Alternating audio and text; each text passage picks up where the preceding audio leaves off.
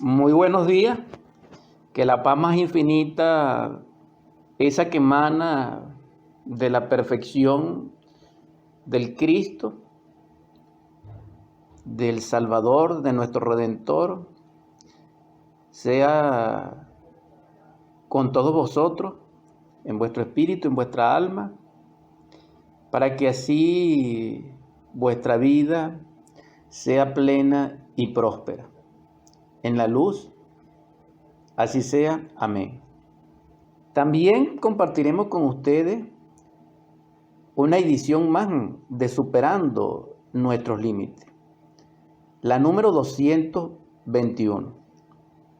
En esta mañana, repito, profundizaremos más, Dios mediante, el espíritu de sabiduría, el contenido de sabiduría y de ciencia que posee los textos antiguos, como la Biblia, que es la que nosotros más tenemos para estudiar la divinidad o lo teológico o lo que se refiere a Dios. Ese espíritu de ciencia podemos compartirlo gracias al trabajo, al amor, a la vida que aportaron los grandes apóstoles, los grandes maestros, los grandes iniciados de la logia blanca o de la divinidad o de la hueste de los Elohines o de la escala de Jacob a través de la jerarquía angelical, y que nos han legado estas enseñanzas. Y estas enseñanzas tienen un propósito, y ese propósito es que cada uno de nosotros sea partícipe de la luz. Porque Juan, en el Evangelio crístico, dice que en el principio era el verbo, la palabra. Y la palabra estaba con Dios, y la palabra era un Dios. Este estaba en el principio con Dios. Todas las cosas vinieron a existir por medio de Él, y sin Él ni siquiera una cosa vino a existir. Posteriormente, dice en el verso 9, la luz verdadera que da luz a toda clase de hombres estaba para venir al mundo. Estaba en el mundo y el mundo vino a existir por medio de Él, pero el mundo no lo conoció. Entonces Juan aquí, en este evangelio liberador, nos da los principios de que el Cristo, el Mesías, el Logo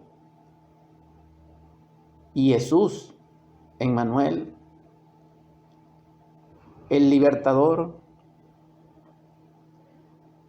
tanto en cuerpo como en espíritu, como en alma, como en cualquier nivel, es verbo y es luz. Es la verdad que resplandece a través de la palabra, es la verdad que resplandece a través de la luz. Pero la luz, en su modalidad, es multidimensional, es multifactorial, porque en su múltiple de infinitud de contenido penetra todo lo que es sido y será, porque es la causa causorum de todo lo que es, ha sido y será. La luz vino y nosotros la rechazamos, no la reconocimos, no la hicimos partícipe de nosotros. Pero lo más lamentable es que han pasado 2000 y tantos años y seguimos rechazándola de instante en instante, aceptando más bien las tinieblas, la oscuridad.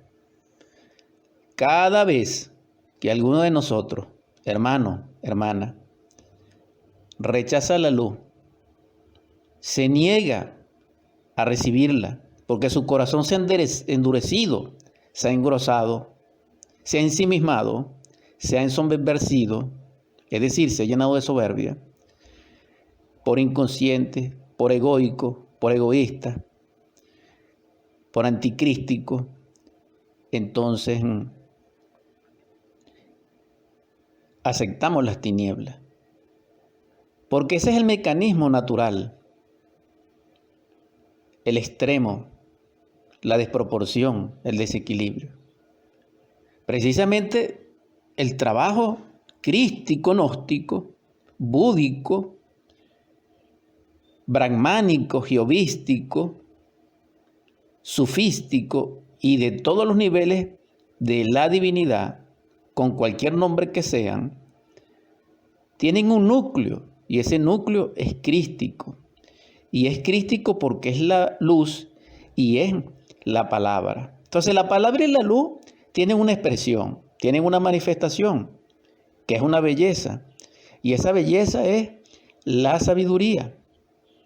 Es decir, es la iluminación que llega por la palabra develada de Dios como verdad para ser transmitida, para que sea conocida.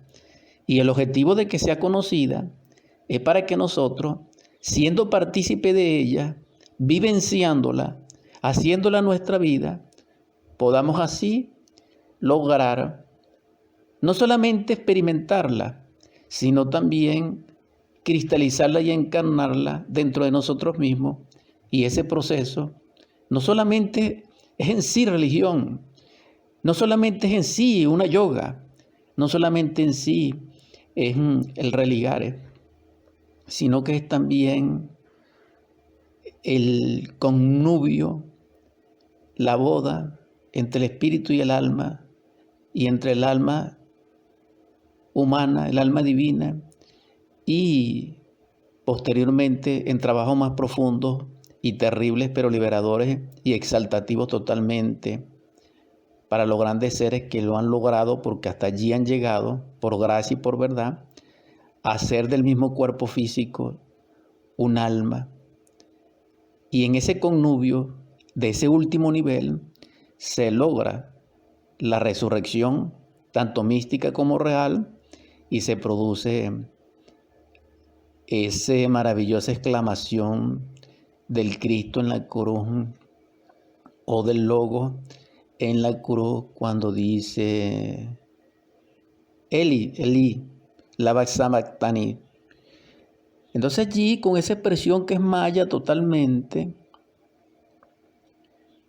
se abren los cielos de todos los cosmos, de todos los soles, y el corazón palpitante de todos esos cosmos y todos esos soles, que en el fondo son logos, es decir, que en el fondo son manifestación de lo divinal, que mantienen al universo firme en su marcha, cantan un coro, ese coro maravilloso que festeja ese connubio de la liberación, ese connubio libertador de que el Cristo íntimo salvó a un hombre. Y entonces hay alegría en los cielos, hay un agape místico, espiritual, trascendental, y suenan las campanadas de la primavera espiritual. Y entonces el resplandor del oro de todos los soles y de todos los perfectos, en gozo, en éxtasis, celebran y manifiestan la felicidad infinita de un salvado. Y la palabra salvado nos conecta con Moisés,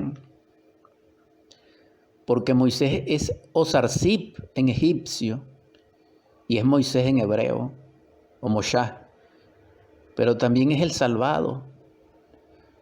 Pero siendo Moisés salvado por su Salvador interior, el Salvador es más que el salvado, porque el Salvador es libre y se expresa en todo salvado, pero el salvado no. El salvado, si llega a la perfección de la salvación, siempre sobre sí tendrá un Salvador, porque esa es la jerarquía celestial de los mundos, de los dioses, de Dios, porque Dios es Dios.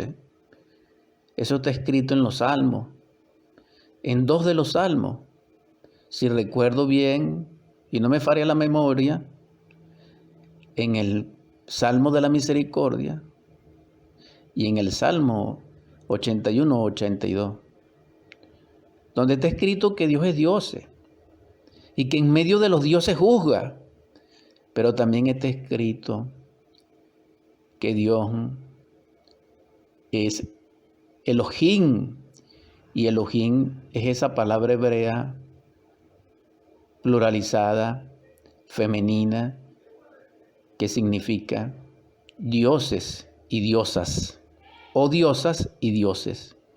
Entonces, la misma traducción del original del hebreo nos lleva a la conclusión de que Dios es dioses. Por eso Dios primero es triuno, posteriormente es septuple porque tiene 7 testigos, pero esos 7 testigos a través de la luz se multiplican infinitamente hasta lograr el 12, que está simbolizado no solamente por las 12 potestades, que metafóricamente en el drama cósmico y en la ciencia pura está simbolizado por los apóstoles, sino también por las 12 tribus de Israel, que simbolizan, es decir, encierran el jeroglífico del espíritu de sabiduría, de la ciencia ígnea, de las 12 constelaciones, que maravillosamente son donde se postran los 24 ancianos. Entonces, por eso Dios es dioses, porque Dios es todo y el todo es una unidad. Entonces, la unidad en el tono es única. Repito, la unidad en el todo es única y el todo en la unidad es la sumatoria de esas partes, y en esa integración Dios es Dios. También está escrito que Dios dice en el Evangelio, no recuerdo en dónde, pero sí sé que lo dice. Dios es hoy, está escrito. Y si yo digo que vengo del Padre, etcétera. Más o menos así. Entonces, Él mismo dice que nosotros somos dioses. Entonces, si nosotros somos dioses, porque también dijo que éramos generación de víboras, eso significa que somos bodhisattvas o almas humanas o de la milicia celeste que se encuentra en un tránsito de perfeccionamiento.